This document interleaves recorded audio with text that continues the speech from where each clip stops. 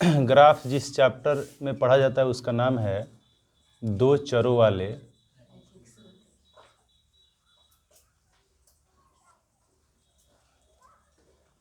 रैखिक समीकरण युग्म।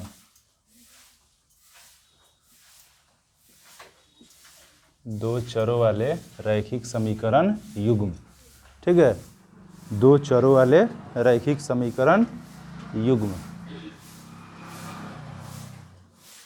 दो चरों वाले रैखिक समीकरण युग्म, ठीक है।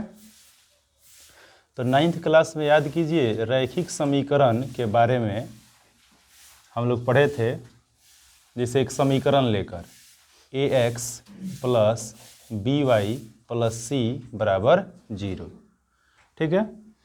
यह दो चरों में एक समीकरण है, ठीक है, क्योंकि यहाँ कोई दो समीकरण नहीं है। दो चरों में एक समीकरण है, ठीक है। इसको बोला जाएगा दो चरों में एक समीकरण।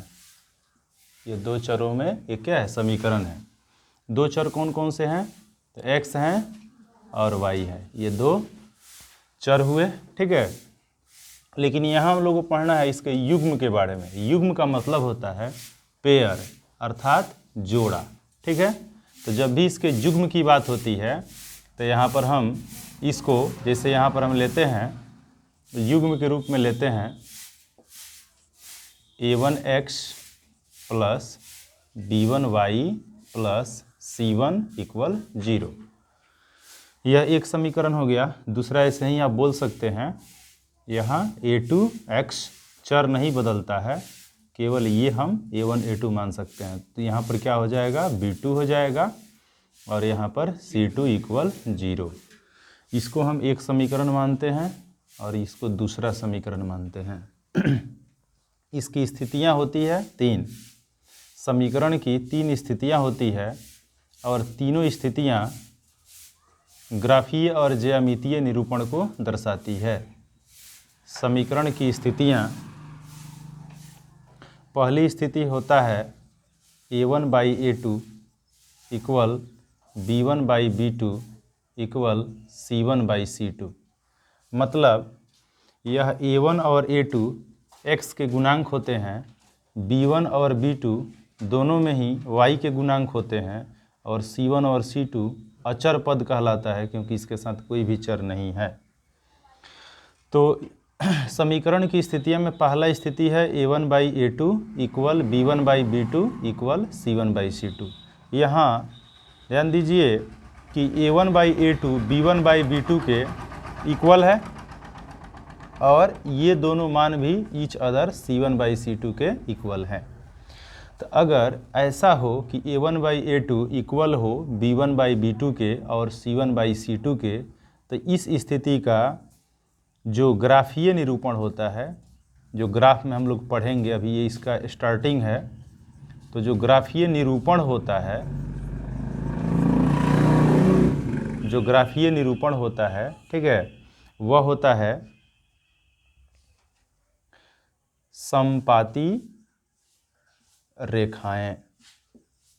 समपाती रेखाएं होता है, ठीक है।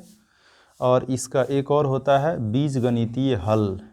बीजगणितीय हल, लेकिन यहाँ पर हम रिप्रेजेंटेशन केवल देख रहे हैं तो लिखेंगे बीजगणितीय निरूपण। बीजगणितीय निरूपण, तो इसका जो बीजगणितीय निरूपण होता है वह होता है जब समपाती रेखाएं होगा तो एक ही रेखा पर, जैसे इस समीकरण का एक यह रेखा हो गया, क्योंकि रैखिक समीकरण है तो इसका जो ग्राफ आएगा वो एक रेखा में आएगा। तो इस समीकरण का ग्राफ एक रेखा में आया और दूसरा समीकरण भी अगर इसी पर आकर गिर रहा हो, पहले समीकरण का लाइन दूसरे समीकरण के लाइन पर ही गिर रहा हो, तो इसका मतलब ये हुआ कि पहले समीकरण का प्रत्येक बिंदु, उसके हल का प्रत्येक बिंदु दूसरे पर आकर पड़ रहा है और इसी को हम लोग कहते हैं समपाती। तो इसका मतलब ये हुआ कि इस रेखा पर दूसरे समीकरण वाली रेखा का अनंत हल होगा, क्योंकि इसका प्रत्येक बिंदु पहले समीकरण के रेखा पर ही दूसरे समीकरण के हल का प्रत्येक बिंदु स्थित।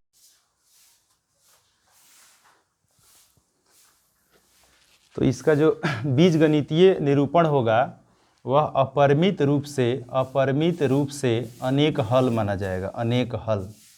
क्योंकि एक रेखा पर दूसरी रेखा जो है इस पर गिर रही है, तो इसका प्रत्येक बिंदु इसी लाइन पर आ रहा है, तो इसको अपरिमित रूप से अनेक हल कहा जाएगा। तो अगर ग्राफीय निरूपण की बात किए तो क्या हुआ, समपाती रेखाएं और बीजगणितीय निरूपण, यहाँ निरूपण लिखे हैं क्योंकि हम रिप्रेजेंट कर रहे हैं, यहाँ पर हल नहीं निकाल रहे हैं। तो बीजगणितीय निरूपण यह बताता है कि अपरिमित रूप से अनेक हल इसके होंगे। ठीक है, तो इसको नोट कीजिए, फिर आगे बताते हैं।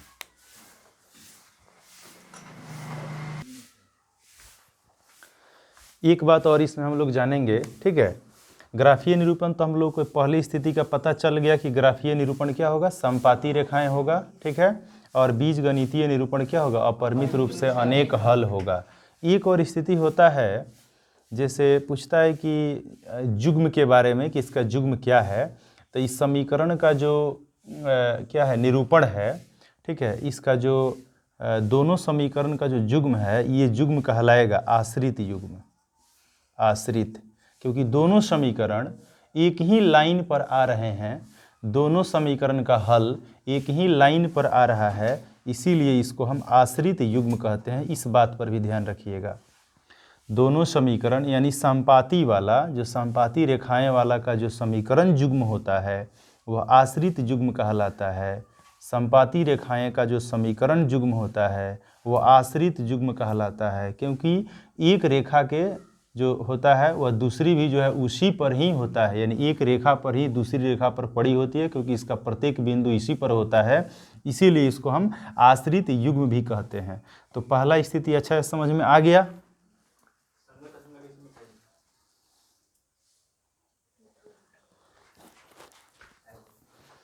चलिए, इसकी दूसरी स्थिति है जिसमें a1/a2 बराबर है b1/b2 के, बट c1/c2 के बराबर नहीं है। तो इसकी जो स्थितियां हैं, जैसे यहाँ ग्राफीय निरूपण हम देखते हैं कि इसका ग्राफीय निरूपण होता है समानांतर रेखाएं, और इसका जो बीजगणितीय निरूपण होता है वह कोई हल नहीं होता है, और इसका जो समीकरण युग्म होता है वह विरोधी युग्म कहलाता है, ठीक है। और जिसका कोई हल ना हो वह असंगत समीकरण कहलाता है, यानी समीकरण युग्म कैसा होगा, असंगत होगा। और यहाँ पर इसका जो समीकरण युग्म विरोधी कहलाएगा, विरोधी और असंगत दोनों याद रखना होगा।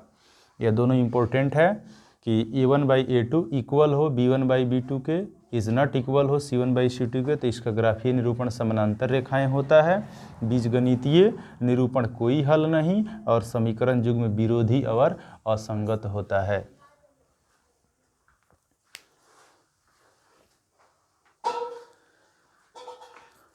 चलिए, यहाँ तीसरा जो इसका स्थिति है, इसमें a1/a2 इज नॉट इक्वल, मतलब यहाँ पर a1/a2 बराबर नहीं है b1/b2 के, तो तीसरा को हम ध्यान में नहीं देंगे। c1/c2 इसके बराबर हो चाहे नहीं हो, इसको हटा ही देते हैं।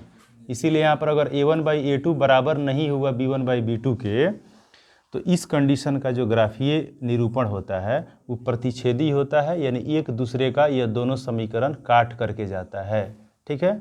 तो जब एक दूसरे को प्रतिच्छेदी करेगा, काटेगा, तो इसका जो बीजगणितीय निरूपण होगा, कट रहा है, तो जहाँ कट रहा है वहाँ एक हल बन रहा है, तो इसीलिए इसका क्या होगा, एक अद्वितीय हल होगा। अद्वितीय हल का मतलब होता है एक और केवल एक हल, एक और केवल एक से ज़्यादा नहीं। इसका जो समीकरण युग्म होगा वह अविरोधी कहलाएगा। अविरोधी इसलिए कहलाएगा क्योंकि इसके पहले वाले में जो समानांतर था तो एक दूसरे को विरोध करके जा रहा था, ठीक है। लेकिन यहाँ पर एक समीकरण दूसरे की ओर झुक करके और किसी एक बिंदु पर कट कर रहा है, इसीलिए इसको कहा जाएगा अविरोधी युग्म। और जिसका कुछ न कुछ हल हो, चाहे एक हल हो या एक से अधिक हल हो, तो उसको कहा जाता है संगत समीकरण, ठीक है। तो यहाँ पर मेन चीज़ याद रखना है, ग्राफीय निरूपण प्रतिच्छेदी रेखाएं, किस कंडीशन के लिए, जब a1/a2 बराबर नहीं हो b1/b2 के। बीजगणितीय हल, तो जब इसका हम हल करेंगे तो इसका हल एक गो निकलेगा, तो इसीलिए जब जिसका केवल एक हल होता है उसको अद्वितीय हल बोला जाता है।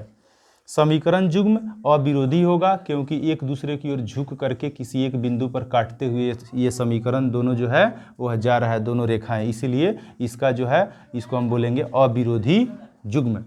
और इसका जो समीकरण होगा वह संगत होगा क्योंकि जिसका कुछ न कुछ हल होता है, चाहे एक हो या एक से अधिक हो, तो उसको हम कहते हैं संगत समीकरण।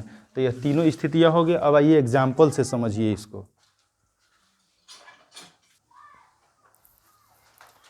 चलिए यहाँ पर एक एग्जाम्पल दिया हुआ है, इस एग्जाम्पल से हम लोग समझते हैं कि इस ग्राफ की ये समीकरण युग्म की स्थिति क्या होगी।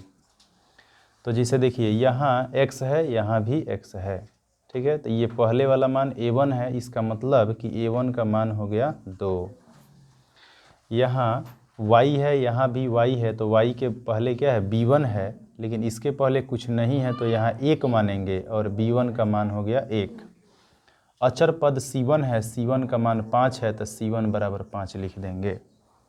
फिर यहाँ पर दूसरे समीकरण में पहला वाला पहला है, दूसरा वाला दूसरा है, तो यहाँ x के पहले क्या है a2 है, तो a2 का मान यहाँ पर देख लीजिए क्या है 4 हो गया। और b2, तो b2 का मान यहाँ देख सकते हैं, यहाँ b2 यहाँ है y का गुणांक, तो यहाँ y का गुणांक क्या है 2 है। और c2 जो लास्ट में है वो हमारा क्या है 10 है। अब हम क्या करेंगे, स्थिति को पता करने के लिए हम क्या करेंगे कि a1/a2 करेंगे। तो a1/a2 डिवाइड कराए तो 2/4, कटाने पर आ गया 1/2। फिर b1/b2 हुआ, तो b1/b2 किए तो b1 का मान यहाँ पर 1 है, 1/2 हुआ। और फिर इसी तरह से c1/c2 निकालते हैं, तो c1 का मान 5 है, c2 का मान 10 है, कटाने पर हो गया 1/2। तो यह देखते हैं, यहाँ हम देखते हैं कि a1/a2 का मान जितना है b1/b2 का मान भी उतना ही है, c1/c2 का मान भी उतना ही है। इसका मतलब ये हुआ कि ये जो तीनों मान है a1/a2, b1/b2, c1/c2 का, ये तीनों मान क्या है आपस में बराबर है। तो अब स्थिति अभी बताए हैं हम कि यहाँ पर कि यदि यहाँ पर यहाँ a1/a2 इक्वल है b1/b2 के, इक्वल है c1/c2 के, जो सब कितना आया है 1/2 आया है। इसका मतलब हुआ कि इस तीनों का जो मान है वह समान है। तो जब तीनों का मान समान होता है तो इसके ग्राफ की जो स्थिति होती है, इसका ग्राफीय निरूपण होता है, इसका ग्राफीय निरूपण समपाती रेखाएं होता है। और इसका जो बीजगणितीय हल होता है, आप लोग बता सकते हैं कि इसका बीजगणितीय हल जो होगा वो क्या होगा, अपरिमित रूप से अनेक हल होगा, अपरिमित रूप से अनेक हल होगा, अपरिमित रूप से अनेक हल हुआ। और इसका जो समीकरण हुआ वह यहाँ दो चीज़ हमें जानना है कि जिसका हल होता है चाहे वह एक हो या एक से अधिक हो, उसको हम बोलते हैं संगत, उसको हम बोलते हैं संगत।